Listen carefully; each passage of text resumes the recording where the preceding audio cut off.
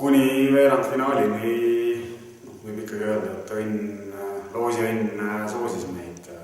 päris korralikult. Et esimeses ringis olime vastamisi Rahvaliiga võistkonnaga Paduvere Illi, et sealt saime suure võidu. Teises ringis oli Täksi ja Täksiga saime ka võib-olla skooriliselt mitte niivõrd ei paistnud välja, aga mänguliselt ikkagi võtsime enda oma ära ja siia kuni selle veerandfinaalini kõige raskem mäng kindlasti oli Elvas, kus jäime 0-2 taha ja siis tulime lõpuks välja, võitsime 3-2, et sõna otseses mõttes viimasel sekundil jäime 3-2, ja siis see mäng, mis natuke kõneainet tekitas, et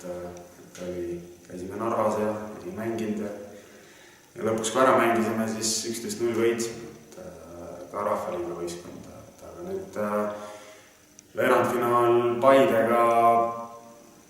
oli ikkagi meie jaoks ka väga raske mäng, et siin Paide kohe alguses oodatult võttis selle domineerimise enda kätte ja liigutasid seda palli ja otsisid ikkagi võimalikult kiiret väravat. Ma olen muidugi rahul sellega, kuidas me kaitses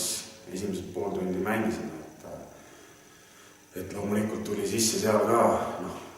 vigu, aga sellisest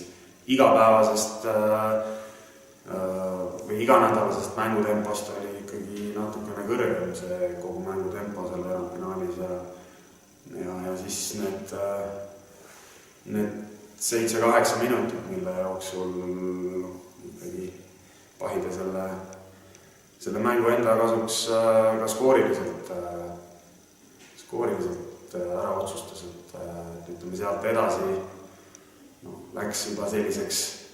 Paide poolt selliseks kindla peale mängimiseks ja ütleme kuni tegelikult, kui oli veel 0-0, et eks meil olid seal paar sellist kontravõimalust ka ja paar võimalust väravat lüüa, aga saime ikkagi lõppkokkuvõttes sellise jõuga suruti meid ära ja peale 3-0 meil eriti enam selline siis see teine poolega oli juba selline tulemuse hoidmine Paide poolt ja siis võib-olla mäng seal natuke võrdsustus, aga kokkuvõttes oli see asi ikkagi Paide kontrolli all ja meie jaoks sai selleks korraks karikatee läbi. Üks, mis tuleb kaasa ilma võtmata, on väsimus, et